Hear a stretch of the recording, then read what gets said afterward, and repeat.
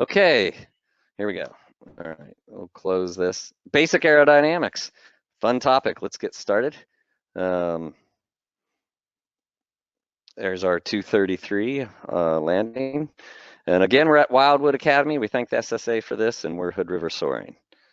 So here we go. Remember our objectives: pass the FAA written exam and pass the oral portion of the FAA check ride. You know, I had lunch today with Kelly, one of our most advanced soaring members in the club, and I was showing him all this stuff, and he was super excited about this, and he was like, make sure you tell those guys the examiner wants you to pass, and if he's, you know, if you're kind of getting hung up, he will somehow ask you questions to help you through it. So if some of this material is daunting, don't be worried about it. You're all going to get through, and we'll help you. What's the worst thing that happens? You fail and you take it again, right?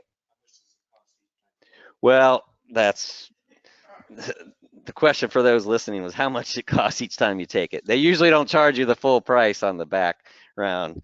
I don't know that from experience, but so again, keep it simple, answer questions being asked.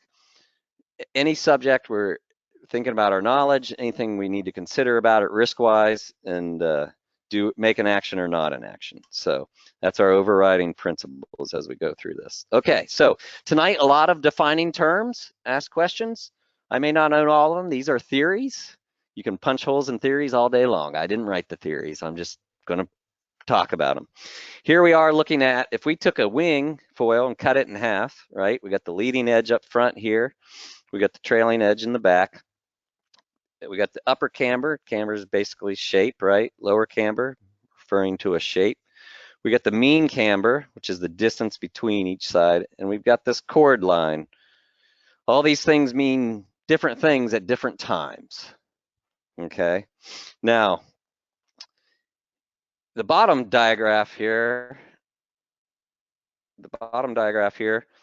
we have our wing, and we've got the chord line going through here, and this chord line draws a line going straight out, and as a wing starts to move through the air, we have the relative wind meeting that wing, and this angle here is called the angle of attack, okay? So these, again, we're defining terms, and these things are all going to start to, all these words are going to start to mean things as we go along. Some of you already know some of this or have pieces of it, and we'll put it together. And then, so again, the glider velocity meeting the relative wind, the chord line, and that angle's the angle of attack. Any questions moving on? Thoughts, concerns? Okay. All right. So here we go.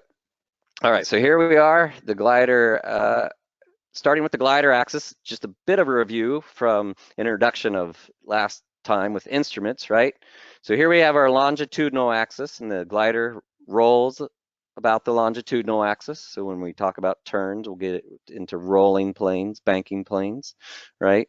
We've got our lateral axis here, which the plane pitches about a CG, or a center of gravity, or it yaws vertically for a direction. And all these forces for a vertical, I'm sorry, what's reversed? Isn't it reversed? Correct. Right, right. Yep. When you get into glider, or any type of aerodynamics, it gets really thick with these, which longitudinal axis are you being stable on, and you're pitching it, you know, and things like that. So it's good paying attention, right? So now the balance point of all these, we're going to talk about our three forces here: lift, drag, and weight, right? Our three forces acting on a unaccelerated glider, straight and level flight. Lift, drag, and weight.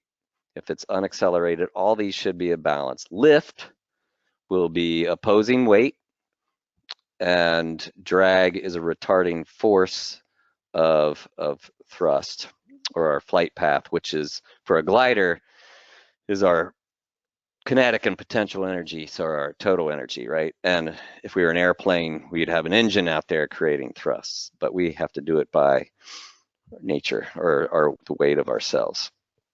Okay, so fun stuff. Here we go. I wonder if this will, no.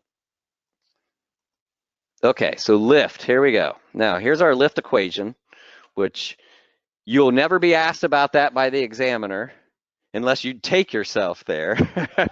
Don't do that, you know. Um, and they actually don't ask, you will be asked questions about how lift works in the FAA, or you'll be asked about how lift works, which we'll get into, but you won't be asked to do any of this. But being the geek I am, I totally love looking at the lift equation, and the CL here, or the coefficient of lift, is really specific for any one certain airfoil. So that's going to have to come from the engineering of that company to design a plane. It can be specific sometimes to a angle of attack and different things, right? So lift equals this times the velocity squared times your density times your wing surface area. Any of these grow, lift grows. Any of these shrink, lift shrinks, okay?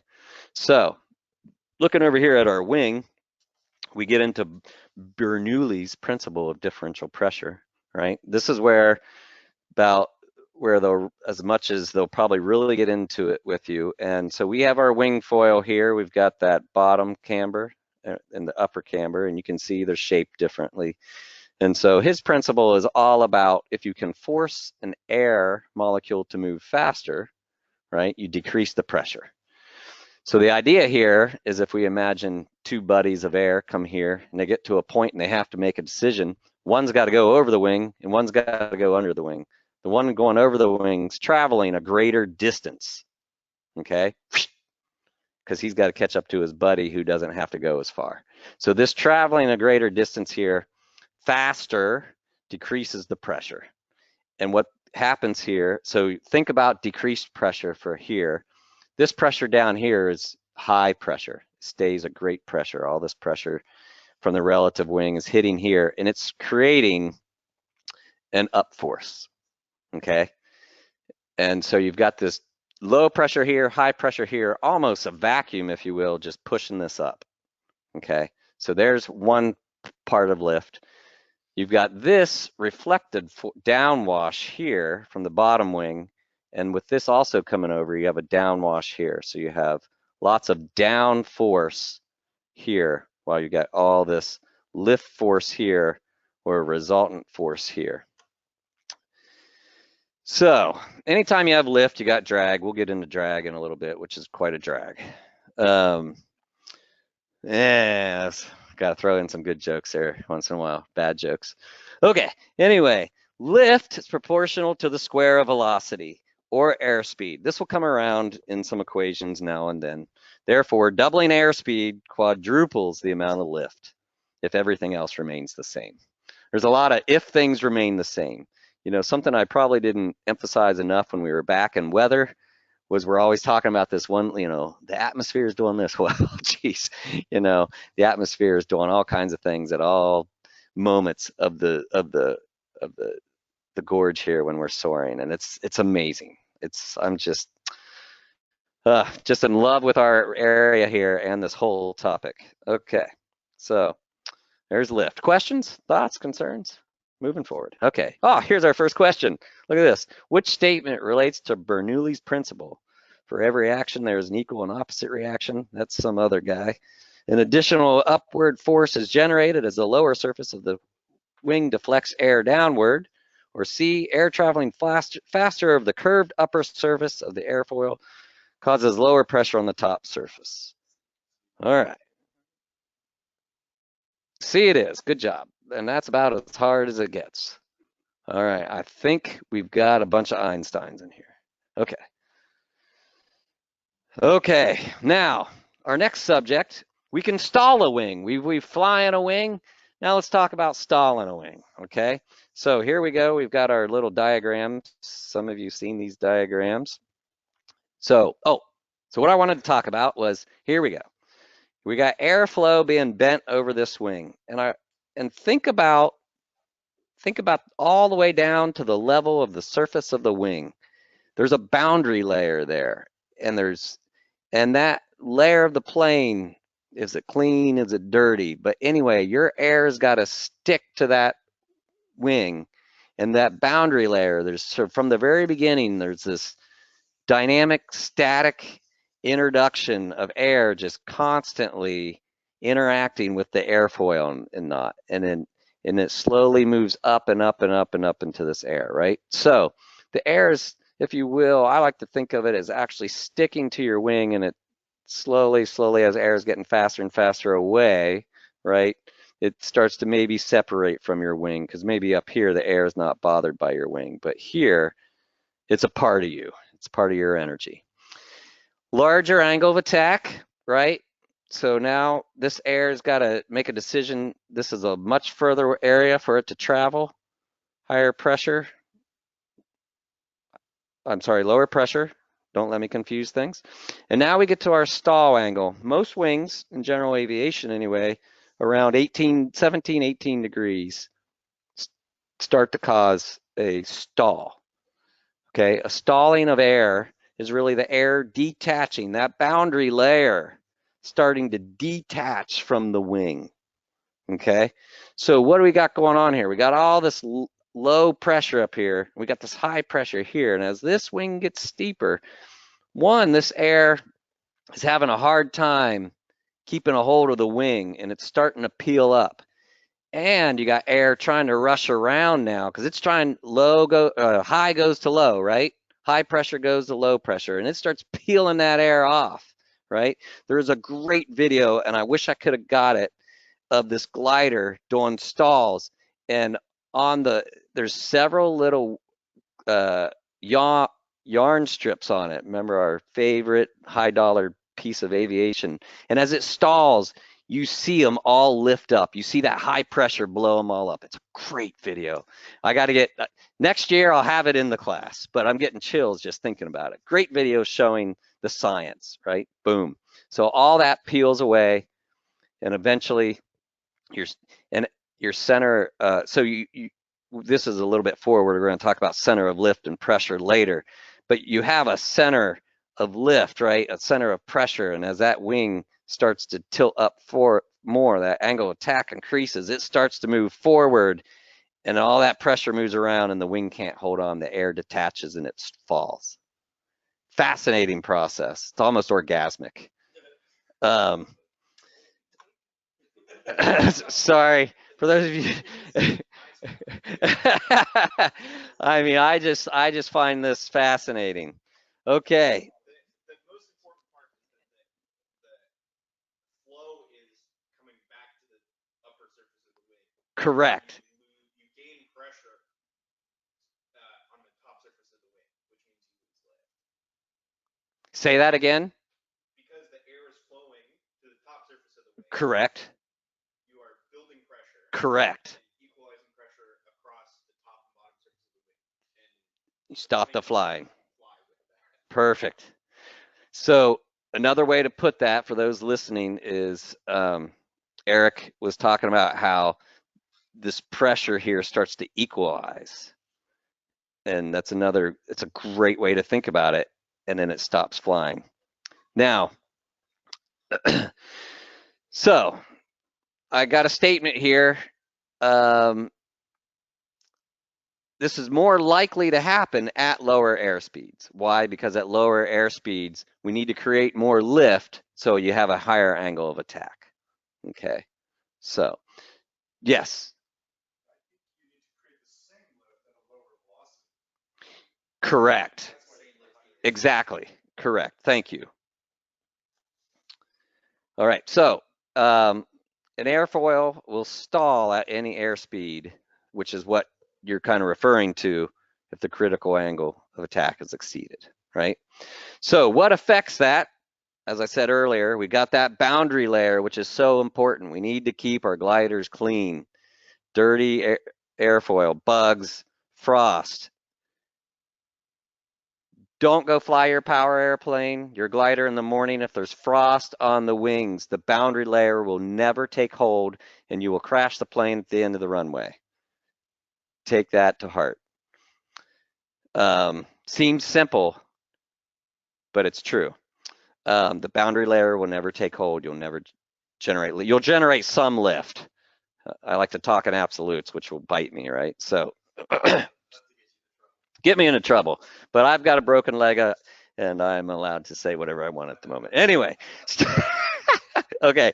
So stall at higher airspeed, lower angle attack, because we're trying to create the same amount of lift. So weight can have an effect on the angle of attack. Okay. More weight, we're going to need more speed if we're going to try to fly at the same angle of attack. Okay. Load factor due to maneuvering. When we turn, we're going to look at that later. And we load up the wings. That's going to change or put us at a risk for stalling the wing. Yes, Ian?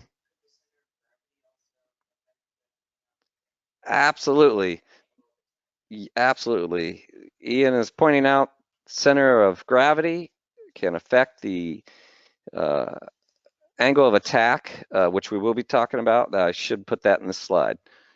Turbulence can steepen the angle of attack. Sudden drop one way or the other can steepen your angle of attack, cause a wing to stall. Landing and gusting conditions. Correct. If you're flying this way, so yes. So for those listening to help explain, if you're flying along this way, but you get a drop this way, now the relative wind is coming up this way, and look how steep your angle of attack is. You've stalled. You stalled. You're beyond a 17, 18 degrees. So you've stalled.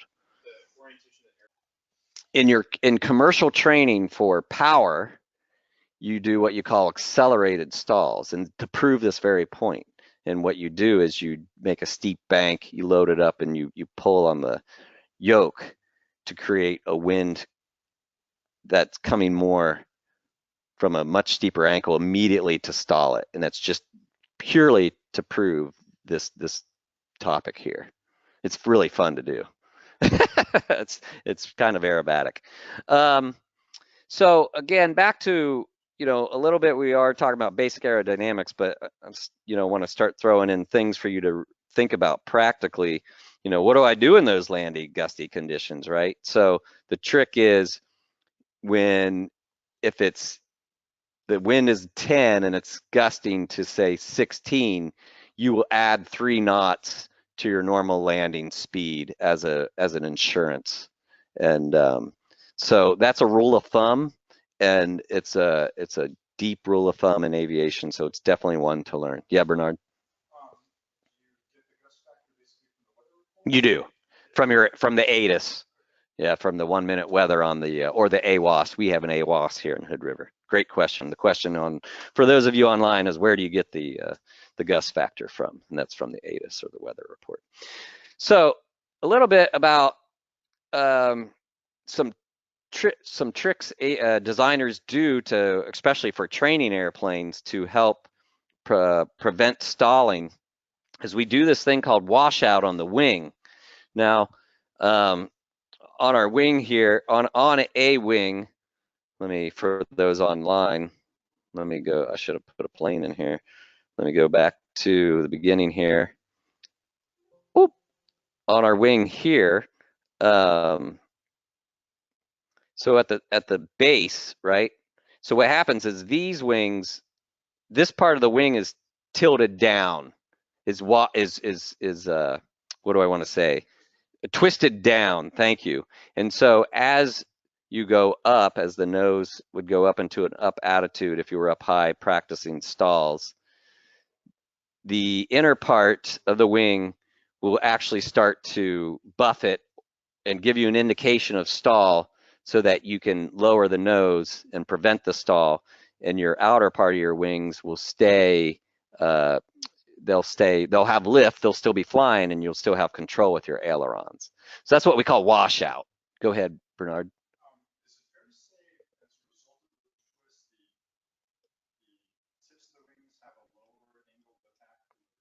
Yes, absolutely.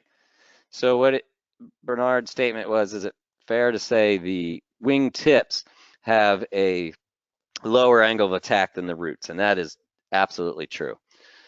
Good thing we're recording these. I can improve these slides for next year.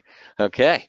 Now, so think about like the fun I got to go have so think about if you're inverted, so the outer part of the roots are washed in, which actually is good because then if you stall it, you just flip right back over. So, but they,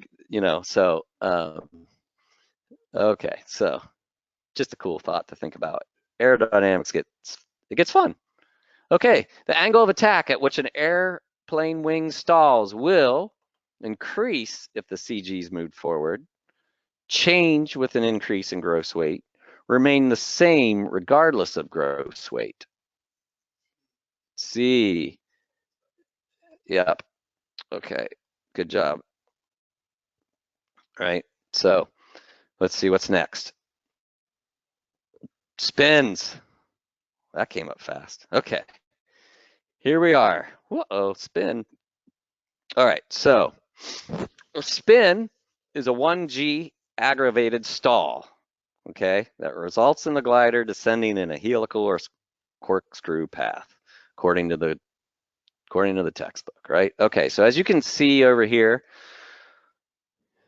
so what happens, so, we talked a little bit about coordinated flight last time, and what happens is when one wing on the side of the plane's, so the cause of a stalled airflow, right? We've exceeded our critical angle of attack, right?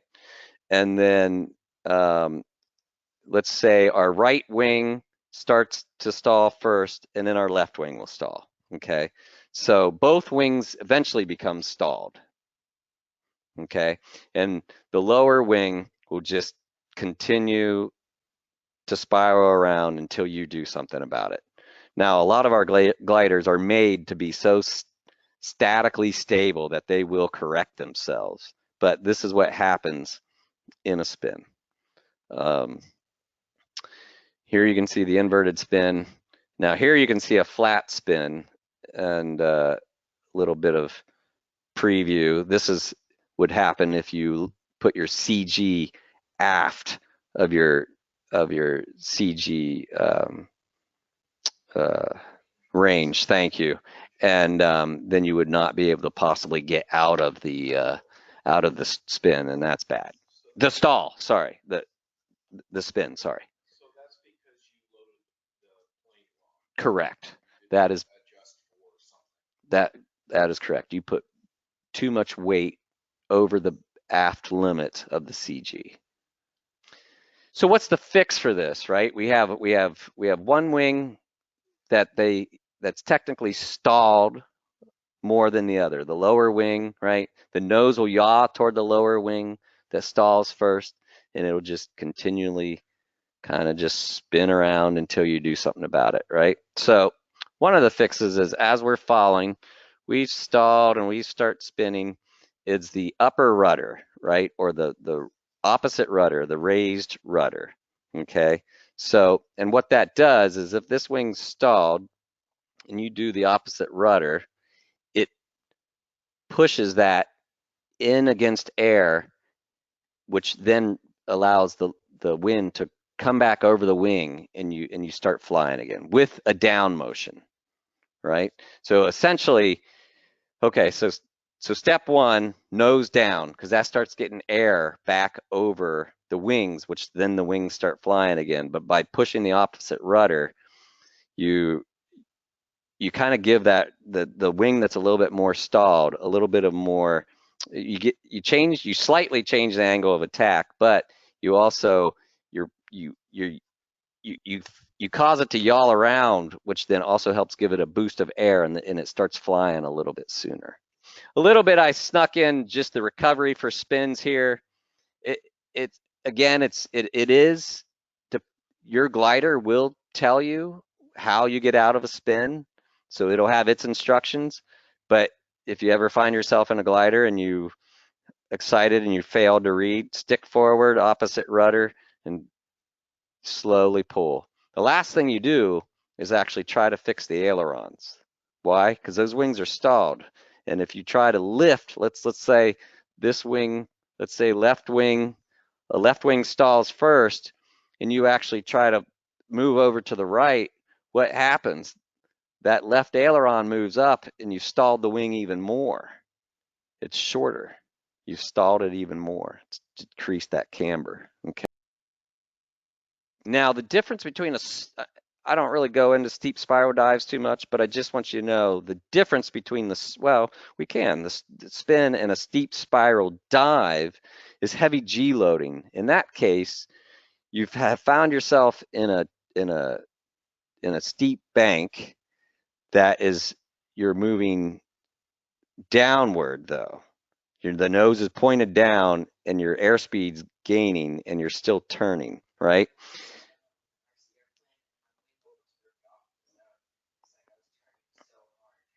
Right, and what you were doing there was just putting a lot of aerodynamic load on it, weighing it up. And the correction for a steep spiral dive, right, is to let off the back pressure, right?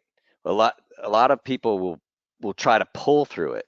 That just actually makes the steep spirals dive worse, because then you're just cruising down and down faster, and you're making the rate of turn tighter. And so the first thing you do is let off the back pressure, so then the speed starts to decrease, and then at that point you use ailerons to slowly bring yourself out and then slowly pull back. Go ahead. Absolutely, they're not stalled. Good engagement here. So here's the questions. During a spin to the left, which wing or wings are stalled? Both wings are stalled. Neither wing is stalled. Only the left wing is stalled. Who thinks A? Who thinks C? A. To be in a spin, here's the trick question about this. To be in a spin, it's both wings have to be stalled. Correct. All right, so I like to put that question out there because that will trip some people up. A sailplane pilot can differentiate between a spin and a spiral dive because in a spiral dive, A, the speed remains constant, B, the G loads increase, C, there is a small loss of altitude in each rotation. B, good job. The G loads increase.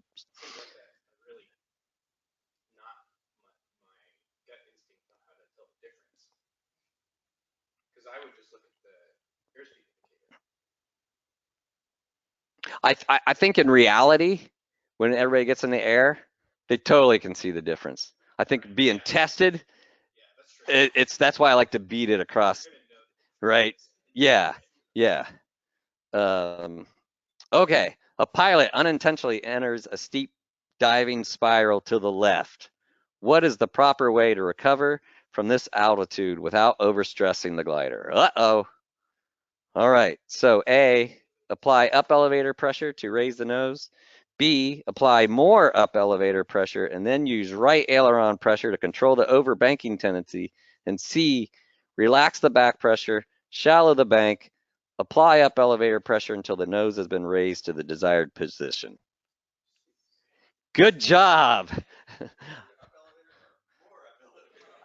I accidentally deleted the slide that had the answer, but so that's why I put the little uh-oh on there to remind me, like, the answer is not going to be there. So you guys got that right. C. Okay. Good. Okay. Drag. Such a drag. Okay. So immediately, I want to just bring everybody's attention over here to, we've got two main types of drag, parasite drag and induced drag, right? And we've got a sweet spot for flying. Every airplane's got a sweet spot, literally a specific angle of attack that will give them the best lift versus the best drag or the worst drag. Anyway, parasite drag. Parasitic drag is not associated with lift. This is Mother Nature pushing back at you. We're flying a nice machine through the air. It's got to push back at us somewhat, right? So resistance to anything moving through the air. Increase, it increases with the square of speed, right? So here's the parasitic drag line here, slope. So we got three kinds: form, the shape of your glider, and the air moving around it, right? That's your parasitic drag. And then we've got the skin friction, including its boundary layer. And then we've got interference, where this is all really wrapped around the design of your glider. Like where does the pitot tube stick out of, the back of the tail of your plane, right? Where does the wing attach to the fuselage, right? So you've got all that kind of drag, and the faster we go, it likes to hang on. Parasites. Okay, induced drag. So we got lift, we got drag. Rearward component of lift. Okay, so again, back to Bernoulli's pressure, we talked about that. Now the thing about induced drag, what's really going on with it is as we produce lift, and we've got that high and low pressure system going. I got the next slide here. So I thought these were good out of the FAA book, right? So this high pressure wants to come up to this low pressure, right? And as a plane moves forward, so you can see the nice vortices here that it creates. They come up, back, and around and fan out due to whatever the rest of the Mother Nature's doing with wind to take them wherever. Got them there. Here's a nice image of the downwash. Okay, so, wish I didn't have to do that to go back and forth. Okay, so induced drag, rearward component, lift. It's something that's created the rotational vortices. They're the big part of it, right? So what else did I put here? Lower airspeed, greater angle of attack, greater induced drag. Departures, of course, is going to have a great amount of induced drag. We're low and slow, creating a lot of lift, right? Induced drag varies inversely with the square of airspeed. That's what the graph shows us here. Okay. Now, gliders with increased aspect ratio reduces induced drag. I don't think you'll get any questions about this when you go to the commercial level for the gliders. You will, because I know you all want to become commercial glider pilots to help the club give rides, and which is fun to do. And so aspect ratio, that's the width or your camber, your chord line times the length of your wing, right? So a longer wing has low induced drag. The 232, our main ride planes, nice long aspect ratio. So it has induced drag. You've seen wing tips on gliders. You've seen wing tips on 747, 737s. That helps decrease drag. It helps decrease induced drag by spreading out those vortices or preventing that high pressure from coming back around. Let's see, total drag. So there we go, number 3 here, total drag, best L over D or best glide speed.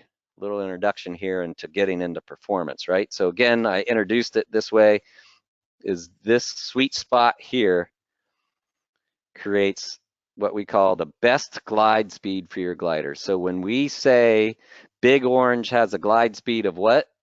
A glide performance of what? What is it? 23 to 1. Good job, Ian. Okay. That's when it was brand new. Okay. That's when it was brand new. All right. So again, each has a specific angle of attack. Okay. Here we go. Questions? Thoughts? Concerns? All right. Ground effect. So why do I bring this up? Well, ground effect decreases induced drag, that wash around your wing. So when a glider is in, or an airplane is in within a wingspan of the runway, either going up or going down, right? We start to reduce those wingtip vortices. We reduce the drag, reduces induced drag, and so this is gonna kind of falsely improve our performance. Well, not falsely, it will for that area of our wing, right? So, what happened? There we go. Within one wingspan above the ground enables the glider to fly at a lower airspeed. So you can stall trying to come out of climb too early. And this is something that we will show you on the runway safely. So that means you can a lower angle of attack is going to require the same amount of lift at a slower speed that it would up in the air. And when you come in landing, it causes float. So when I say hit that airspeed, or no, fly this thing 50, I mean fly this thing 50. I don't mean 53 or 48, I mean 50. So that's about as barky as I get in the airplane. Ian will tell you, I'm pretty good. All right, so otherwise, you're gonna land way down the runway and we're gonna go get you, but that's okay. We want everybody to be safe. I'd rather you land way down the runway than in the Hood River. What must a pilot be aware of as a result of ground effect? Wingtip vortices increase, creating wake turbulence problems for arriving and departing aircraft. The induced drag decreases, therefore any excess speed at the point of flare may cause considerable floating, hint, hint. A full stall landing will require less up elevator deflecting than would a full stall when done free of ground effect. Good job. Now, I cut this out of another question because this is fascinating here.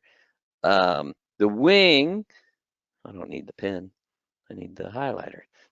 When the wing is at a height equal to its span, the reduction in induced drag is only 1.4%. However, when it's a height 1/4, its reduction in induced drag is 23%, 24%. It's pretty good, right? And then a 1/10, 47, 48. Pretty cool.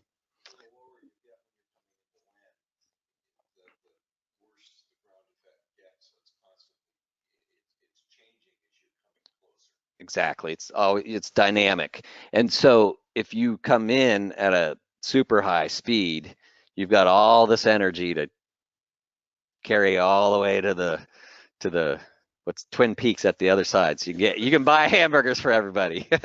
Okay. So yep, absolutely. Okay. Fun stuff. Okay, here we are. Adverse yaw. We talked about this a little bit, right? So rolling into a bank, here's our plane. It looks like he's what's he doing here? He's trying to roll right. Okay, so rolling into a bank increases lift and induced drag on one wing, right? So if we're rolling right, the left wing is going to have induced drag because this wing's lifting. Excuse me.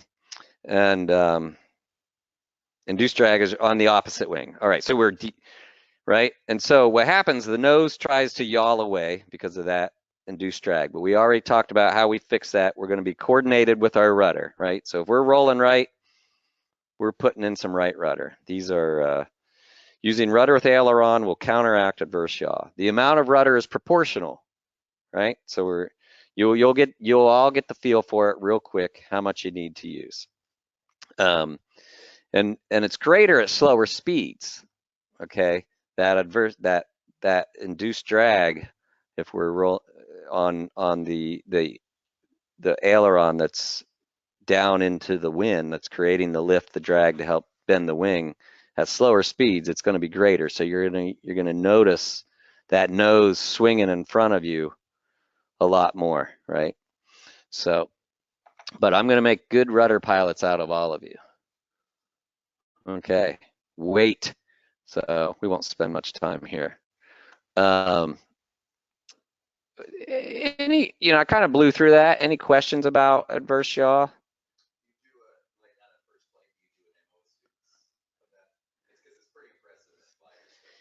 The question was online, do I do a demo of that? I don't, and I guess maybe I should, but I have this theory of just if you just teach people something right from the beginning, then they just don't ever do it wrong. But um, so maybe, but maybe I should do that. Maybe I should do that. I mean, there probably are other instructors that do it, and it probably really drives home the point. I just get so excited with students in there that, especially when they just start doing things right, that I just move them forward. And but that probably is something important to show students. I just feel like I'm just trying to get them the best for their buck. Anyway, but that's important. So anyway, the third force acts on a glider. It opposes lift, acts vertically through the CG, right? Gravitational pull is pulling us forward. It's our thrust. We're using kinetic energy. So, wow, I don't know what that does. Okay, here. Static stability. Spend a little bit of time here. Um, so, um, so static stability, tendency for the glider to return to the initial state upon being disturbed by a pilot's action gust of wind. Shifts in CGs. Every time we turn or bank or do anything like that with the plane, we're shifting the weight and balance of an airplane, right? And so the question here is, what is the plane's controllability? What is the plane's maneuverability? Is it controllable? And when you do control it, what's it going to do? And is it going to come back to what you tell it to do, right? So these are the fun things of aerodynamics. Positively static, right? So when we talk about static stability, we're talking about those initial control inputs. When an airplane's positively static, it almost wants to push against you, right? Which our training glider is positively static. It's always going to come back to a point of origin, if we think, right? And negatively static is it's just going to increase its displacement, which would be a fighter jet without its computers, And then neutrally static here is like an extra 300. You want an aerobatic plane that you tell it to go up on its side and it's just going to go right there. It's not going to fight against you. It's not going to try to go away from you. It's just your baby. It's just ready to play with, right? So looking at these, you can't really have, so dynamic stability is about what does the plane do over time. What I do like to do with what you guys were just talking about is I like to take a student up, put them in the glider, and either let them just push the stick forward and let go, or pull the stick backwards and let it go. And you see it do this over time. So we know that we start to learn about, we're in CG balance. The glider is positively dynamic, has positively dynamic stability, and it will basically, if you have it trimmed correctly, it's going to eventually just come back to straight and level right where we were once after you disturbed it, which is pretty cool to watch, right? Waste your money a little bit in the air, but it is kind of cool to do. And then if a plane is neutral stability, it's just going to keep passing that point of origin and just it's like a broken shock on a car, right? And then the negative dynamic stability, it's just going to kind of get worse, but at least these things all cross back through the point of origin. So to have dynamic stability that's positive, negative, or neutral, you've got to have, oh boy, you got to have an airplane that's positively static stability as well. So maneuverability, again, what are the control qualities of it? Can it withstand the stresses of the maneuvers, right? And then, the controllability is, will it respond and how will it respond to the glider pilot? And this is all pretty much predetermined for you when you get in the glider, right? Now you can go choose or go buy a glider or build your own to do any of these other things for any other purpose. So here's where we really start to get into center of gravity. We'll do with performance next time. We're going to do calculations and all that stuff, but today's really just talking about, you know, theories of a healthy CG relationship and with your glider. And we get into the longitudinal stability of the glider. And there's really three main things here. You've got the center of gravity, all points of weight pulling here statically, right? If we're sitting on the runway, this is where all your weight comes to. You know, when we're flying, we've got the center of lift. And then we've also got, we need an aerodynamic weight down here in the back to keep us balanced. Okay, and this CG has a range, right? So if we're over aft, we load this glider up, then and we get it in the air, we could run out of horizontal, we could run out of elevator to try to push it down. It could have such a pitch up motion that it's dangerous to fly. Okay, or if guys like me or Ian or Gideon forget to put the ballast in the front, we have that same issue. Mike Bamberg said he's actually seen a couple 33s take off where people forgot the ballast, oscillate to the point where I think each pilot was killed. So whether you're the pilot that needs a ballast, or you're out there helping on the field and it's a light guy, do you need a ballast? Ask the question. Safety, safety, safety. We'll help each other live and have fun. Okay. Every glider is different, right? But if you look at a guy like me or Ian or, sorry, what's your name in the green hood? Logan? Logan, right? No. Huh? Clayton, sorry. You know, do you need it? Do you need a ballast? Are you good, right? So, but you'll start to learn the gliders when you're out there, right? Right. So weight and balances, which we'll get to next week, but just know that in gliders, most of the time it's pretty easy. Most of the time it's just a chart or it's a placard on the front of the glider. They do it for you, right? There is some airplanes, most of the time you do got to actually do a calculation, right? But we'll learn that calculation because I want you guys to know it and think about it. But for the most part with gliders, they make it really easy for you, which is nice. Where are we at? We were at aft CG, forward CG. There's a possibility that you could run out of elevator and you have a hard nose landing, which could also cause injury to you or the glider. And again, we can fix gliders. People are a little harder to fix, so we're super concerned about you and your safety. Where are we at here? Center of pressure, center of lift. So once we get going, most of the time, the center of gravity is before the center of lift, which creates a longitudinally stable glider. And what do I mean by that when we talk about the whole, by being able to push this nose down, the airspeed increases and this slightly negative angle of attack on the rear horizontal stabilizer.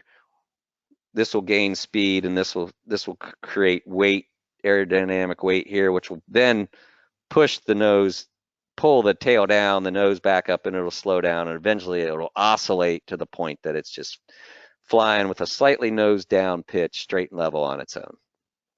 It's a beautiful thing. All right, we are at a break time. Let me see, 5-minute break here, and 5-minute break, and we'll come back to some questions.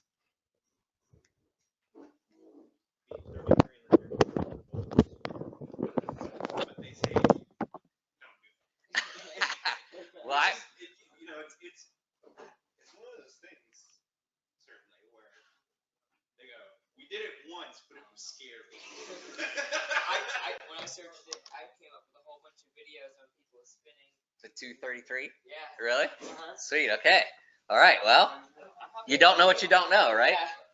I'm reading aeronautical maps and stuff, so I was wondering if I could come like 15 or half an hour early, 15 minutes or half an hour early next week. Sure. So I could Absolutely. Yeah. Thank you. Yeah. That Absolutely. would help a lot. What I would do is remind me, and we'll meet here at 6 because it takes some time to set this up, Okay. and I'll come earlier, and we'll do that. All right. Rock on. You're There's a welcome. whole paragraph in the 232 VOH. Yep. And how unique the spin is. So I have spun the 232 many times. And I like to do spin training. I like to take club members up that want to learn. Actually, to get checked out in the 232, I require like an upset training. And so we go spin the 232, and we haven't always wore parachutes, but the club got one donated to us. That's getting repacked, and I'm trying to talk the club into buying another parachute. And I want to start encouraging people to either buy or the club to start using parachutes, So, but I think, What kind of parachutes are these? well, a lot of glider pilots they're just small. These aren't like the square sport parachutes, right? Yeah, they're just the little softy packs, and they're not like full on. They'll save your life, These aren't the same parachutes that skydivers use. No. They're a smaller. You still have to have them packed every 180 days, Right. but they're a smaller. They're just a smaller deal. They're just like a small jump chute. What? Do you know what the chutes are? The softy. Well, the softy chute. I know what it is, but I was telling him about spinning the plane and how we have one. You don't have to have a chute to go spinning. All other aerobatic maneuvers you do, but that's the one maneuver if you're with a CFIG, which I don't know what I'm going to do for you. If the wing comes ripping off, we're both done. But somehow they think if you're spinning with it, well, that's probably what it is. You'll get out of the spin. But so anyways, explaining to them that the club has one, and I'm trying to get them to either buy another one or because I think we should have them even for spinning the 230 for that training. Yeah, and how much does a parachute like that cost? Well, so we have a buddy that's a buddy of the owner that manufactures most of them in the country, and our discount, $2,200. So they're a little pricey, but for saving your life. Ooh, $2,200 sale. I was like, it's cheaper than my surgery, I'm sure. So, how high do you have to be to successfully bail out with a parachute? Great question. There was a tow pilot that had one on. I sent the story around. Are you on the soaring? Are you in the club yet? Because I send emails out that go to anyone that's in the club. Get these emails, right? Because it's a group story. There was a tow pilot tow pilots don't normally wear them. This guy happened to be a soaring pilot and a towing pilot. He took off in a Pawnee, much like ours. He's down in Florida. He gets up to 1,200 feet AGL. The plane bursts into flames. Actually, he doesn't know he's on fire at first. Yeah, and he goes to make a turn, which he's like, I'm not going to make this turn. I'm not going to make the airport. Like Pawnees sink. A glider, 200 feet, you can make it back to 180-degree turn. Most airplanes, you don't know. But a lot of guys above 500 feet try, and they death spiral in, right? They should have just landed straight, and they might have had a better chance. So this guy realized, and a Pawnee sink like a brick. I mean, I should say they fly like a brick, right? And so he bails, and at this point he thinks he's around 700 feet, and he lives. Well, quick. And I'm like, shit, man. Yeah. I'm like, our co-pilots should be wearing parachutes. So can you check out a parachute from the club? Well, that's what yes. Yes, at the moment we have one, and that's why I want to get two. So, because to get checked out in the 232, a more advanced plane, you have to go through my little spin train. You have to go through spin training, but I'm kind of making it to create a little mini upset course to make pilots just more comfortable in that process. And I want us both to be wearing chutes. Now that is a regulation, and you could be that will be asked on that could be asked on your glider test. How you know what's the expiration date of a packing, and they may give you a thing where you're like, okay, it's the 180 days, right? So gliders need to be packed every 100, or parachutes need to be packed every 180 days. Okay, so maybe somebody will Google that FAR for us, tell us which one it is. I'll bet there, towards the end, one of the last classes we work on, either the second to the last, we go through operations and we cover some of that stuff. Okay, getting started. An airplane has been loaded in such a manner that the CG is located aft limit. One undesirable flight characteristic a pilot might experience with this airplane would be longer takeoff run, difficulty in recovering from a stalled condition, stalling at a higher than normal airspeed. B, good job. Now, one thing you can, I don't know if this is true for gliders. I think it would be, is that in airplanes, if you load an aft CG not past your aft limit, you can actually increase your airspeed and decrease your fuel consumption. And it just dawned on me. I don't know if it would it. Yeah, probably would increase your airspeed because the race pilots do that with ballast and water. So anyway, I don't want to talk about things I don't know about. But what determines the longitudinal stability of an airplane? The location of the CG with respect to the center of lift, the effectiveness of the horizontal stabilizer, rudder, and rudder trim tab, the relationship of thrust and lift to weight and drag. Hey, good job. There's your explanation if you don't believe me. Okay. Changes in the center of pressure of a wing affect the aircraft's lift-drag ratio, lifting capacity, aerodynamic balance, and controllability. Good job. Okay, lateral stability. All right. So what creates lateral stability? Well, about the longitudinal axis, right? So here we are, lateral. We just talked about front to back. Now we're side to side, right? So lateral stability about the longitudinal axis. Usually, so in our glider, it's more of a keel effect. The fact that the 233 body is just hanging below the wing. It's pretty much that simple.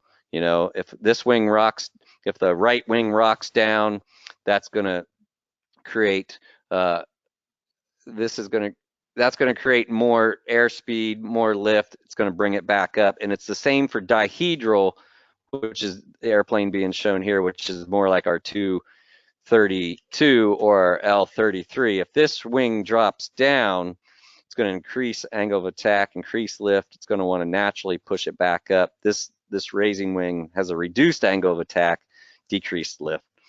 The wings move back level. Simple enough. Could be a question about that.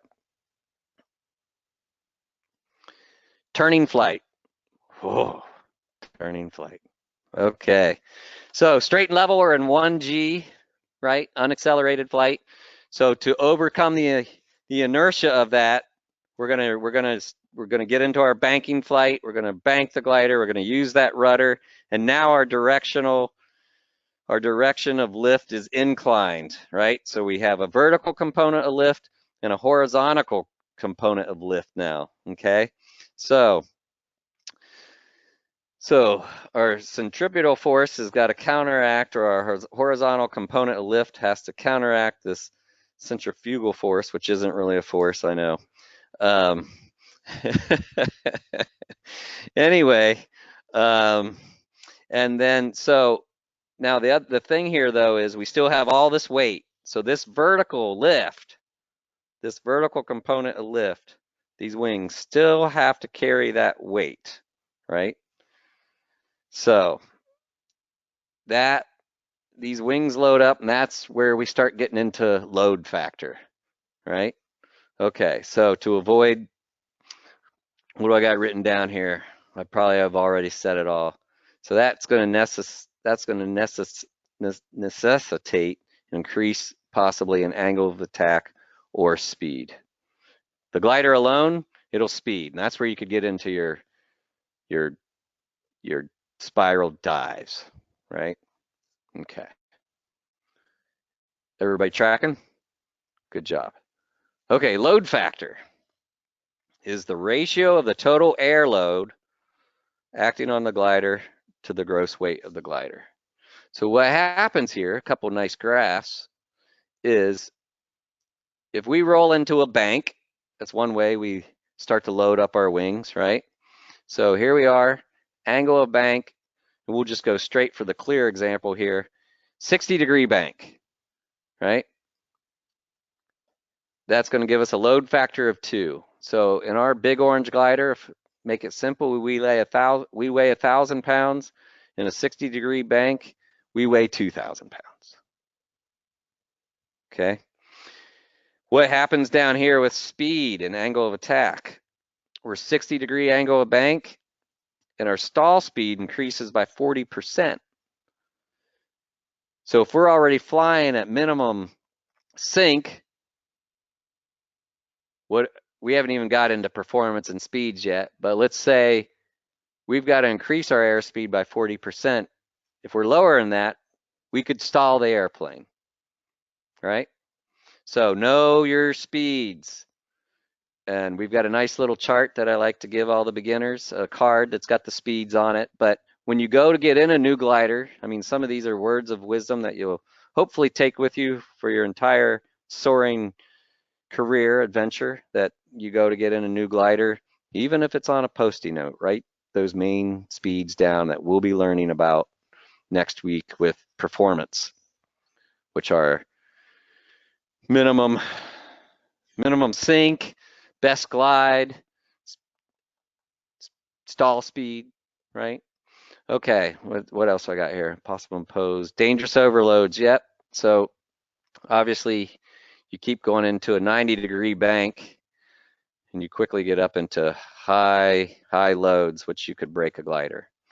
What I see 9 there, is that the pilot, until the plane breaks up, would experience 9 Gs? Yeah, you'd probably black out before that. Well, and mathematically, you can't keep an aircraft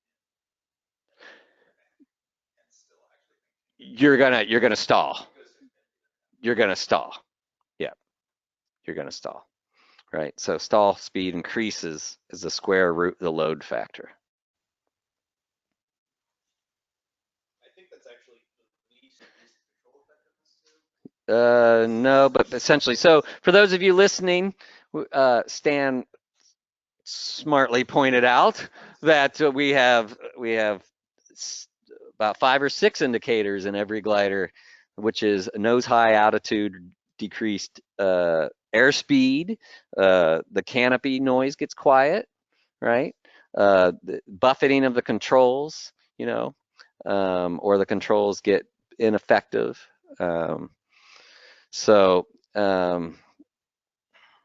Shaking the glider, you know, like I said, the buffeting, and that's why that wing washout, all that's designed to, like, hey dummy, you're getting way too slow, right? So the glider talks to you if you listen to it, and so does the wind. No, not like a Cessna. It's not buzzing at you, you know. It's not that bad.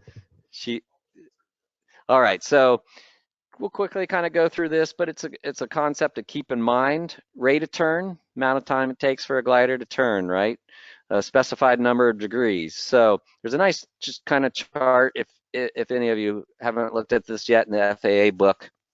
This might actually be in the Pilot's Handbook of Aeronautical Knowledge, I think I took this from, which is the one that's for, not specifically for the glider pilots, it's for everyone.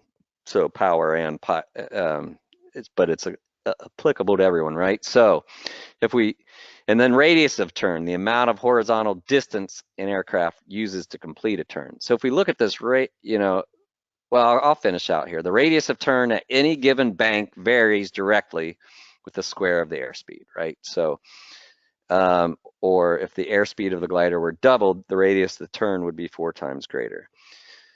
They kind of take a nice little example down here. You've got a 30-degree bank. You got a true airspeed of 40 miles per hour and a turn radius of 185 feet. Let's ignore the stall speeds for a second. If you turn 45-degree bank, right, obviously, and you keep the airspeed the same, it's going to be a smaller turn radius, 107, 60 degrees, 62. Okay, so basically they're just correlating there. Steeper bank angle, faster speed, whether they're correlating turn speeds and the size of the radius of your circle. And they kind of start to introduce this concept, well, for a couple of reasons. Thermaling, right?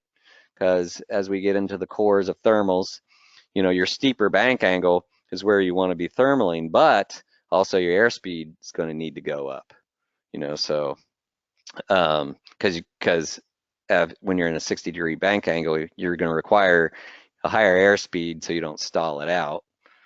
You're carrying more load. Yes. If you're in a 60-degree bank and you do stall, you're going to go to spin, right? Not necessarily. As soon as you recognize that stall, you're going to, let's say you're cranking it over to the right. Question online is if you're in a 60-degree bank and you do stall where you go into a spin, it's all how you handle it. And we'll do so many stalls, you'll be so comfortable with it. But if you're in a right bank, all you're going to do is you're going to hit your left rudder and a little bit forward. You're going to immediately get your airspeed back, and you're going to immediately take it out of that stall. You're going to be a pro. This is also like coordinated. Exactly. Right. Right. But you throw in the fun of circling and rising, watching a couple other gliders in the air, a tow plane. Maybe you're starting to get hungry. There's a lot going on. So you could stall it, right? So, I mean, you could get uncoordinated even if you're a really good pilot. But I'm just saying, not likely. Once you become a really good pilot, you're not going to become uncoordinated. All right? I'm going to make good pilots out of you. So fair enough, right? But great conversations, loving this. We're getting to the good stuff. Turn coordination, slips versus skids. All right, so we have talked about this some, right? So now we've talked about, remember, when we're uncoordinated and we're making a turn and we're slipping and the wing's falling to the inside, and if which means we're not using enough rudder, or if we're making the turn and we're using too much rudder and we're skidding. But here I want to talk to you, so a little bit I want to talk to you, review that for you, but I also want to talk to you when I want you to do it on purpose.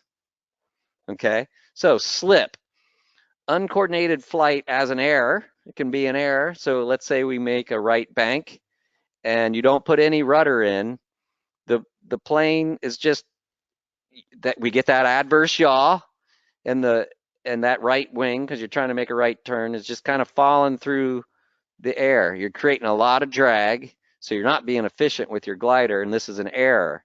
Now, if we're high and we go to land at the runway, I want you to do that. This is called a forward slip. A forward slip is for losing altitude. If you're coming in and you're super high, you want to create a barn door with the side of the glider. right? And so you always put your wing into the wind. So like if I'm landing towards Eric here, sitting straight out in front of me, I'm landing runway 25 at Hood River. The wind most of the time here in Hood River is coming from the northwest, okay? And so we are going to use the aerodynamic of being, we're going to use drag here, right, to turn the glider into the wind with the lower wing. And this is a barn door here, and you're going to keep your nose level, and it's just going to come on down because you're a big old barn door, right? We're using that. It's forward slip, right? And to enter a forward slip, and you'll learn this out on the field, is you'll use the opposite rudder first, opposite of the wind, which will turn you into the wind, and then you'll use the aileron down, which will actually steer you straight towards the runway, and you'll use as much or little to basically steer toward the runway.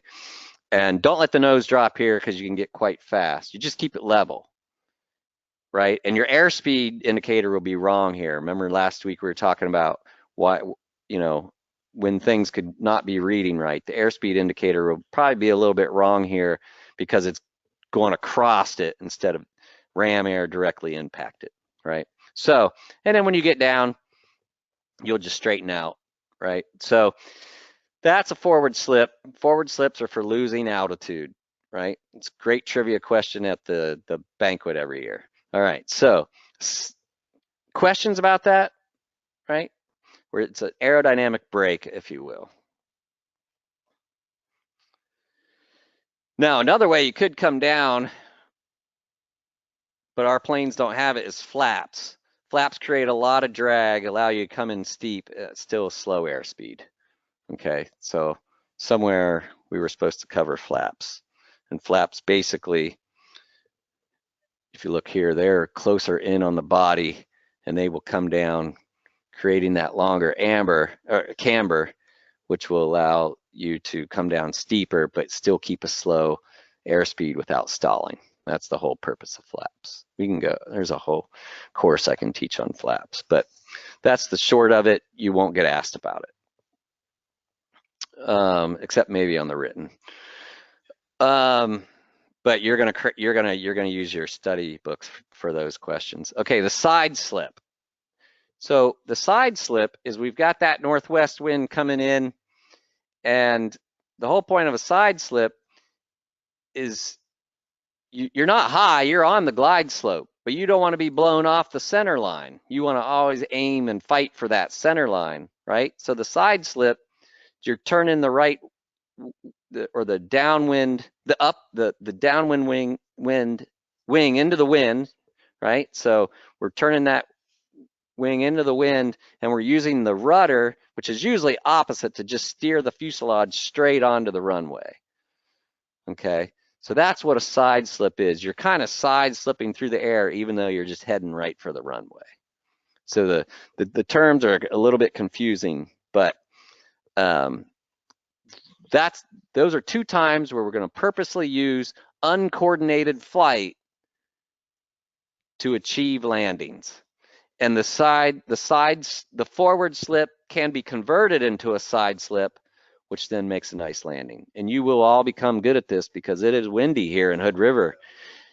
And I like to teach forward and side slips in the plane, and I have no problem doing it in pretty severe winds. So you are all going to become successful at that. If it's too crazy, we won't do it, but we'll stay safe. So now a skid, besides some aerobatic show, which I don't have the training in yet, there's no real reason to do it. A skid is if you're making that right bank, and now you've done so much that your rate of turn is much more severe than your angle of bank. Now what happens is that lower wing, actually, we get into our stall situation, right? That lower wing has no air moving across it because you're skidding around so fast. You're allowing that high pressure to come back into that low pressure and stall that wing, and where does that happen? That happens on base and final, and that's where pilots die. None of our pilots are going to die because you're going to learn how. I'm going to yell at you if you do that. I'll be nice about it, but I'll yell at you. I'll actually have my foot on the other rudder, so I won't allow you to do it. But sometimes when I fly in big old antique airplanes that have very effective tail surfaces, and I'm training somebody new, I will have my foot locked on there so they can't kill me. Because those old airplanes, those old Cubs have gigantic effective tails and rudders. And yep, and yeah. So not to scare you, but to really put some emphasis here on what is a skid and why I don't want to do it. Is this all clear? If there's anything not clear in this entire page, I want to clear it up now. Okay. And if one person has a question in here, someone else has the same question. So don't be afraid to ask it. I sometimes like to ask what probably people consider a dumb question, but it'll bring out good stuff. Okay. Now, or point out the obvious. Sometimes it's important to point out the obvious. Okay. I learned all that from Judy. Okay. Here we go. What force makes an airplane turn? How are we doing on time? We're doing good. The horizontal component lift, the vertical component lift, centrifugal force. Hey, good job. Okay. We could start a trivia team. Okay. During an approach to a stall, an increased load factor will cause the airplane to stall at a higher airspeed, have a tendency to spin, be more difficult to control. Good job. What's next? If an emergency situation requires a downwind landing, pilots should expect a faster airspeed at touchdown, a longer ground roll, and better control throughout the landing roll. B, ground speed at touchdown, a longer ground roll, and the likelihood of overshooting the desired touchdown point. Or C, a faster ground speed at touchdown, a shorter ground roll. We know that's not true. Which one? B. Thanks, guys. Okay, so we didn't really talk about some of this, but a little bit of just testing your thoughts on aerodynamics, and this could happen. We could have a real rope break. We will practice for it. We will try not to do it on a ripping day. I actually had one on a ripping day, but we handled it just fine. It was a little fast. Yep. Oh yeah. Downhill. Oh, downwind. Yeah. Cool. All right. Since if you guys are game, I'd like to go ahead and start the next week because we were a half hour. We still have a half hour left, and I'm mostly done with it anyway. Oh, so this glider. Anybody recognize this glider? It's one of Wham's. It's one of the ones we took to Oshkosh. I think this is the Taylorcraft, right? Yep, that's the L6. Yep. The L8's the Piper. So here we go. Yep. So that's one of the pictures of it flying at Oshkosh, which was pretty cool. All right. So yeah. Yeah. Do you know this? Do you guys know the story? Okay. So brief break here. I could talk forever about this. There are some people that could talk forever about this, but real quick. So the training program of World War II, Hitler first used gliders at Iberine to start off World War II, right? It was a surprise. The fortress that there in Belgium that they never thought could be taken over, he supposedly took it over with less than a half hour or something like that with big cargo gliders, right? And so then all of a sudden we need a glider program, and then a week or two later the Battle of Crete, right? Battle of Crete, he used gliders, which was big and huge, and it was a total disaster for him. But he was used gliders. So the UK, the America, and I think we needed a glider program, which is, I think, awesome. But anyway, to him, he was abandoning it already. And so, but gliding in the US was not very successful at that point or known or anything like that. Gliding was huge in Europe. There was, according to this great book I have on it, To Fly the Gentle Giants, I advise getting it, great book. There was only like 1,100 glider pilots even in the US, few gliders, not a lot of manufactured, so anyway, they were taking Piper, Taylorcraft, and Aranca all got a contract where they had to build 250 training gliders, and they essentially took their little Cub planes, took the engine off, or as they were building them, they changed it so you had three pilots in the plane, one instructor and two students, right? And so some schools had the small Cubs and they would just fly up the small Cubs up to whatever, 8,000 feet, turn the engine off, dead stick it in. That was your glider training, right? And then they got these and they started training, and they were pulling these with the VT13, the vibrator, and pulling these up, and so you'd get two students for the price of one. And after you got to, so why did they fly these gliders? Well, they had the gliders that were around, which were higher performance, didn't train the gliders for the big cargo Waco they were going to fly. The performance and the way they flew were different. Those were like a 10-to-1. Well, these were a 10-to-1. We had like these nice Lester Kaufmans, which were more, what's a Lester Kaufman, 20-something to 1. But it didn't replicate what they were really going to get into.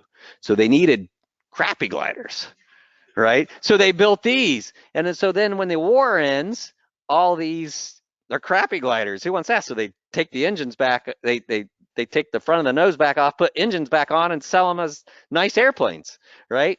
And so like the ones up at Wham that we have are original ones that never got converted back, which is pretty cool. And we got to take these to EAA. So that's a brief hodgepodge of the training program, the very little known about training program of World War II glider pilots, and which I think is fascinating. And I would love to see our club take like the glider wings emblem with the little G in it. The G stands for guts, and then also make like a little HRS stamp on it and give those out to our pilots. I don't know. I just think that's cool. But so there you go. All right, questions, concerns, thoughts about that? All right, so let me pop on to performance, and we'll get started here. We'll probably just go up to some airspeed stuff. Did anybody watch the webinar last night? Okay, so it's probably way above your head. That guy's fascinating. John Cochran. It was a SSA one. He's a big time glider racer. It was all about speed to fly, McCready theory, which I don't know if we'll quite get there tonight, but very cool, very cool. I was inspired. All right, so moving on to the next section. I think this is task D or E. I'll email out immediately tomorrow the readings on this. This is where they will start to ask you some questions. That he'll talk a little bit about a lot of some aerodynamics. Why. The questions you'll really get is the adverse yaw, the stall questions, right? So what causes a stall, and we'll talk about, as we're actually learning, eminent stalls and real stalls. Eminent stall is those signs we were talking about, recognizing the canopy's getting quiet. We're laid back, steep, and everything. So, right? Okay, so performance and limitations.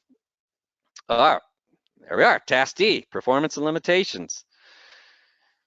He wants you to know, what does your airplane do, right? So, and he's going to ask you questions about that. And so everything in your POH is fair game. So that's why I'm like, read it, read it, read it, read it, read it, read it. We're going to talk about it, right? Glide ratio. Okay, so probably the first biggest thing about any plane you should know. What's its considered glide ratio? What's Big Orange's? 23-1. Okay, so, and then when we start teaching it, we start teaching this to you, just really think of it as 20-1. And then when I cut you loose on the field, think of it as 10-1. So I know that you get back to the airport since you're a new pilot, right? And that's what we really do with it. We really say, hey, think of this glider as 10-1 as some insurance right now, okay? But for our calculations for this part of the class, we'll let it be 20-1. Now, so drag varies with speed. So does glide ratio, okay? So glide ratio, for every foot we go, for number of feet a glider travels horizontally in still air, that's what all these calculations are based on, still air, for every foot of altitude lost. We actually do get some still air days here in Hood River, right? So as airspeed increases, glide ratio decreases due to increasing parasitic drag. So here's our first example, right? We've got, this is not Big Orange, but I guess we could pretend it is. 2,000 feet above, right? So we can use glide ratio for determining glide distance and determining required altitudes, right? Correct. What do I got down here? Huh? Oh yeah, sorry. Yep, thank you. So looking at this problem here, right? 2,000 feet times 23, that's our horizontal distance. 46,000 feet divided, and we're talking nautical miles because this plane here is in nautical miles. That's important to know, right? When you get in your glider, is my airspeed nautical miles or in miles per hour? Statute miles, right? So 46,000, we're going to divide that. 7.6 nautical miles is how far from 2,000 feet this plane can go in still air. Distance in nautical miles until we don't. Right. But I'm going 50 statute miles per hour. Or is everything? No. Most stuff is in knots. The Big Orange, I think, is in miles per hour. So when you think of measuring distance, do statute. So you may have to flip flop, right? So like if we look at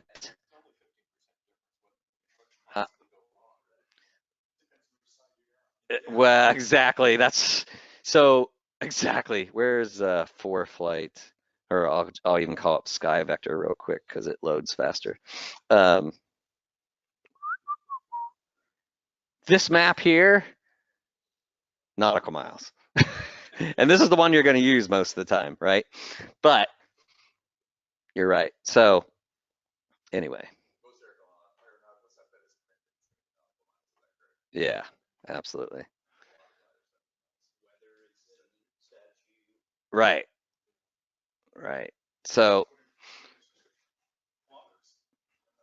well, that's just it. A lot of glider stuff is in kilometers, is in meters. Everybody in Europe for gliders talks the language of meters. And we had a presenter, Rolf, what's his last name? Huh?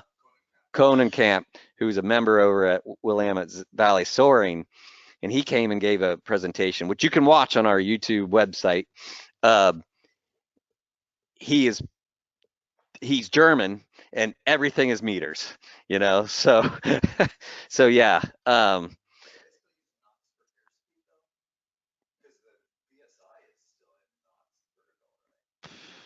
Maybe. I mean, if it's digital, he can probably put it in whatever he wants. Right. Okay. Anyway, back to our subject here at hand. You are going to be flipping back and forth between nautical miles and statute miles. Do your best.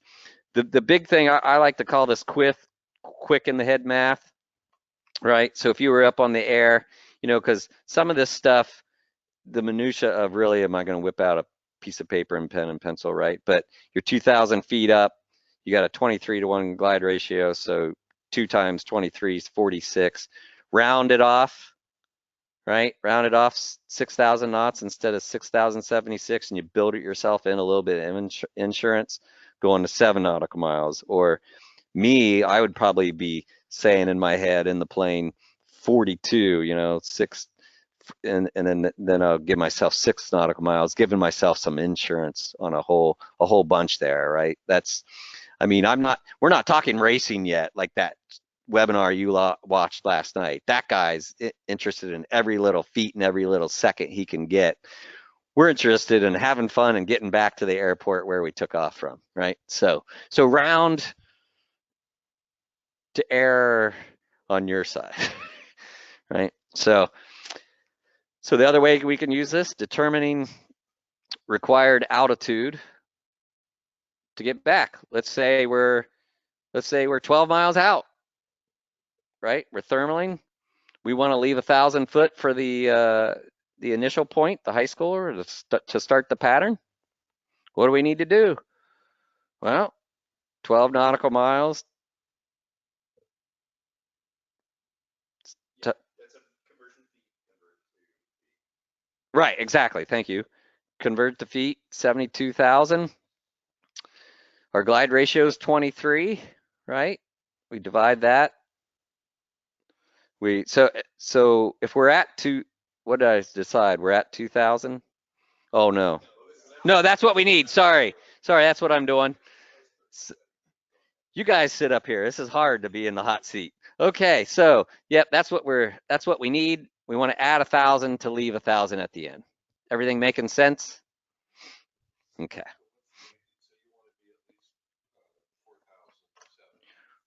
Right. Let's say you just want to glide home. You're 12 miles out thermally, and you're like, oh, what do I need to thermal up to so I can just leave 1,000 feet when I get home? And there's your answer.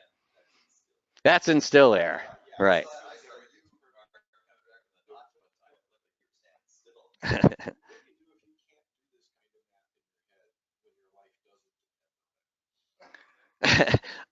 So we can easily make up cheat sheets for you, right?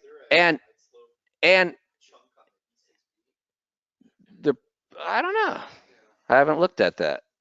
Well, an example, I mentioned the knot a minute ago, and we have sort of a club guideline that We do. you need to be, if you're at the ridge and you're at the knot, you need to come back when you're at 2,700. Yeah. So we have, oh, look at that. We have kind of checkpoints there. I think I threw mine away. It's a E6B computer. So yeah, we have guidelines of, I'm going to want you, at the notch at 3,000 feet. And if you're starting to get below that, you need to head over to the high school, right? So I start working with you in the plane. Sure. And if you can print a little thing out, and just have it with you, why not? Right? You don't want to clutter your cockpit, but there's nothing wrong with making a little one card to just have with you, right?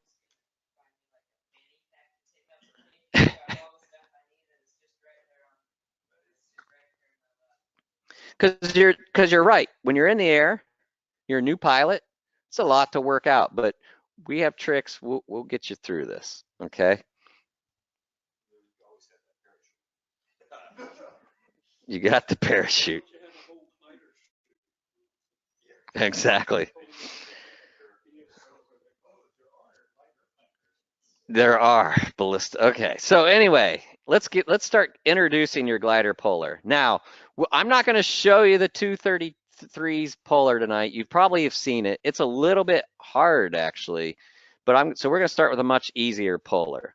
And a lot of the polars look like this, and the more you start to study this, it's a lot of fun. There's a great book, is it Burt Compton, I think, wrote it on glider polars. But so a glider polar is its sink rate versus its airspeed in straight and level flight, calm air, right? and we're going to later see how to work with it with rising air, sinking air, headwinds, and tailwinds, right? Okay, so determine the sink rate for any airspeed, right? So, and this will be specific to your airplane or your glider. You know, you don't make this up. You can manipulate it later, but so here we go. This glider puller, right? So like to look at it, if you choose 80 here, if you're flying 80, you're going to sink at 3 knots, right? You're going to sink at 300 feet a minute. Okay, easy enough to understand, right? So, and that would make this have a glide ratio of 27 to 1. Again, is your airspeed in miles per hour or knots? This one's knots, I know, but I just put that up there. So when you're messing with, because some of our gliders on the field are knots, like the 232, and some of them are in, I think it is, and then some of them are in miles per hour. And some of them have both on the scale. Okay. All right, so best glide speed, right? Okay, so again, we talked about our best lift over drag ratio, right? So here we are. This is our maximum glide ratio, our shallow slope. It's our one specific angle of attack that your airplane was specifically made for. This is the sweet spot, right? Everything's trimmed out perfectly. This is the best it'll do. Most important measure of a glider's performance. All right, so here we got the slope of the line from the origin to the tangent. And they all start at 0, so we can say that, right? So this one, if this airplane is flying at 55 knots, that's its best glide. It's got a sink rate of 1.6 knots. That's a 34 to 1 ratio.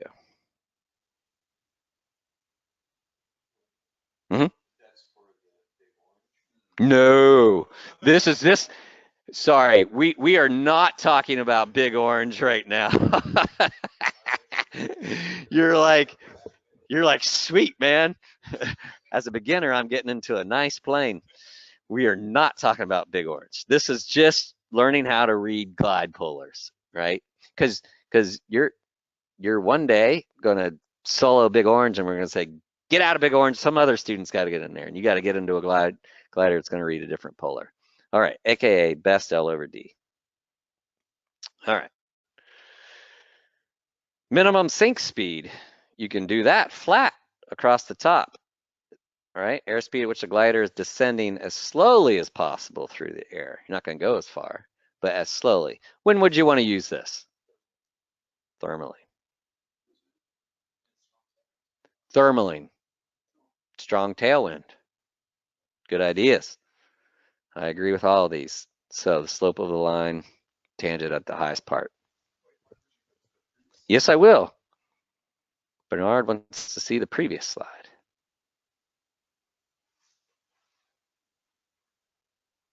What's your thoughts? Oh, gotcha. Yes. Yeah. This gives you your glider's best performance, right? Best L over D, that parasitic drag, lift, and induced drag. It's interesting because that's how we do it for best L over D with the drag folder, but it's different. It's alpha versus drag. So angle of attack versus drag. But it accomplishes the same thing. Exactly. And also it's upside down. Yeah, exactly. So pullers are very interesting. I don't know where this blue line came from. Okay. All right. Headwind. Whoo! All right. So decreases the ground speed of a glider by the amount of the headwind. All right. Our example here, glider's going 55 knots into a 20 knot headwind. Our glider's still going 55 knots, but over the ground, we're only going 35 knots, right? We're trying to get back from the notch. What's that change our glide ratio to? 22 to 1. Right. So how did we figure that out, right? The glide puller shows us that. okay? Because you can do this mathematically or graphically, right? So now we move the origin over to 20 for the headwind, and we find the new tangent, right? Or, and no wind glide slope, right? And then the 20 knot headwind glide slope, okay? So the line no longer a tangent. Let's figure a new best glide.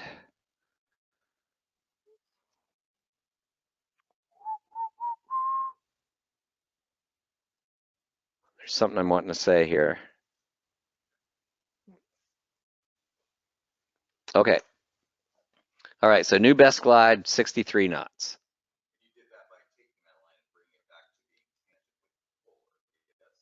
I did that by taking that line to the 20 mile per hour speed. Yep, taking a tangent to the polar. Correct. Exactly. Yep. Getting toward the end of the night, and we've had a lot of fun. Okay, so here we are. We have to fly 8 knots faster, right, to penetrate the headwind. So we're flying 63.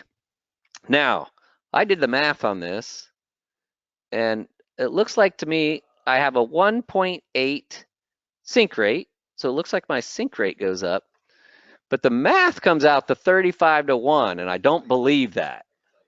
Okay.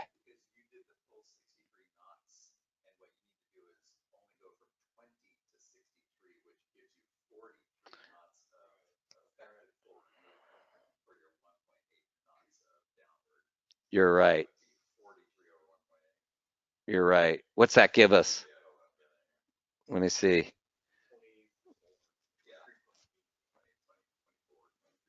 $23.8. Okay, I'll fix that next time around. Good. See? Look at that. We're all working together here. That's what a glider club does. Okay, so in the cockpit though, the rule of thumb,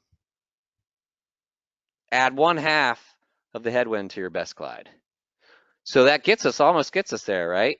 So if we were to do our best glide's 55 and we figured the headwind was 20 knots and we add half of that, we'd go 65. We'd be slightly bit faster than the polar, and you're not carrying all this stuff to do in the glider. Okay, so there's the rule of thumb. Okay. You got that from the ATIS, but now here's an issue. Now you're 3,000 feet in the air. Now you can look at the guess of so you could go to the charts and look up winds aloft, which I'll gladly help you look at that, or right. And so, but you're kind of guessing at that point. I almost always guess if the ridge is working and it's a booming day around 15 or 20, I almost always assume it's 20. No, if it's really ripping, then you got to say a number higher, 30 or 40. But if you put the nose down to 65 and you're not getting there, put the nose down more. Go faster, right? Yeah.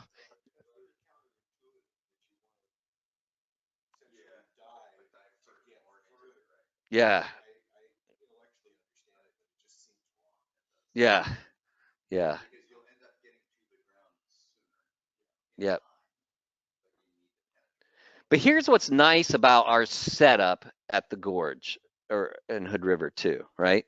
So if you will, let's say this strip right here, just out of lack of I don't have a diagram, is the runway, right? And the ridge is over here and the notch is here. If you find yourself and you say you got yourself your own minimum, you're below 3,000, I'm heading back to the high school over here to set up for my pattern. You'll learn all that stuff, right? But let's say you start cruising for it and you get here and you're super low, just come on in. You don't got to do the whole pattern, just come on in. So the way just naturally our operations lay out here, there's like a built-in safety. There's like this built-in one little way out. I love that just naturally works out that way, and I teach everybody that little safety tip, because it's not a secret. I don't want it to be a secret. I want everybody to use it and get back home safe. Okay. We got a little. Okay, so tailwind. Yeehaw! New best glide. Here's Gideon, right? Okay, he likes the tailwinds. We all do like the tailwinds. Okay, so glider 55 knots. So now you take your puller and you move it back, the origin back, right? So subtracts, you work it out, and now your new, you kick. The rule of thumb here is just subtract 1/10 of the tailwind, right? Because you can't get slower than your minimum sink, you'll stall it, right? So you're not going to get that much slower, but take off 1/10, you know? So.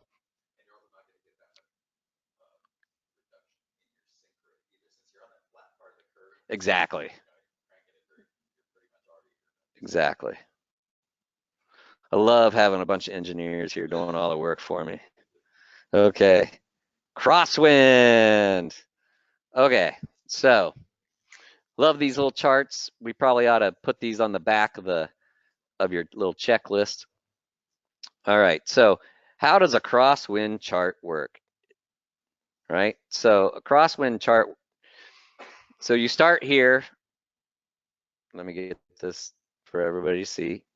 You start here with the angle between the wind and the nose, right? So if we're landing 2.5 and you call up, you've been up on the ridge for 4 hours and the wind's kicked up a little bit, and you call and it says Hood River Airport, da da da da da da da da da da, blah blah blah blah, wind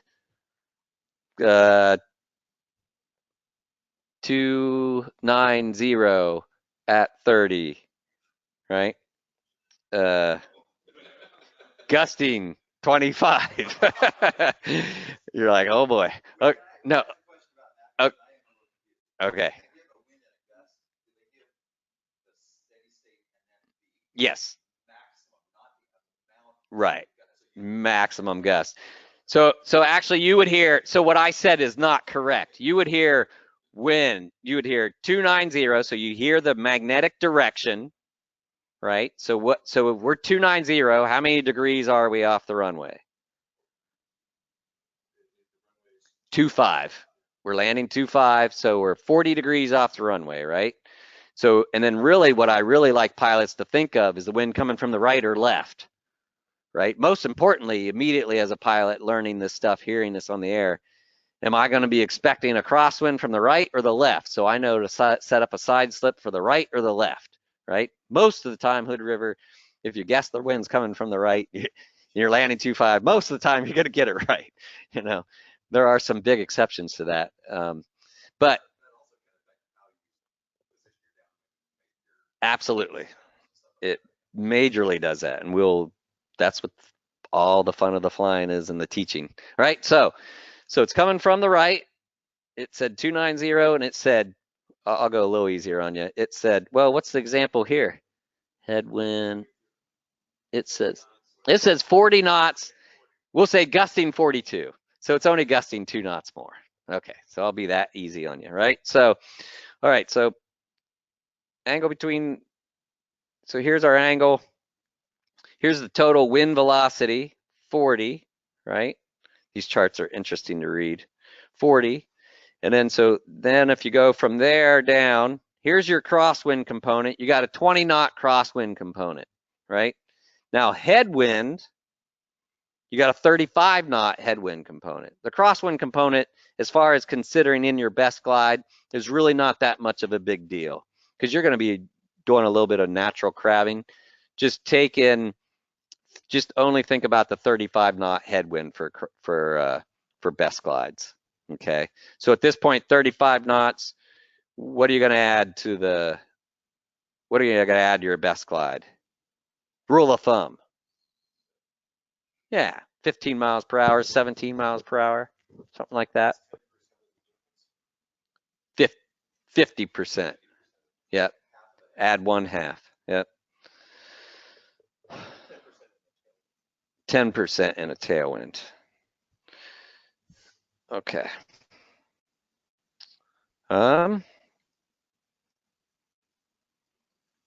Okay.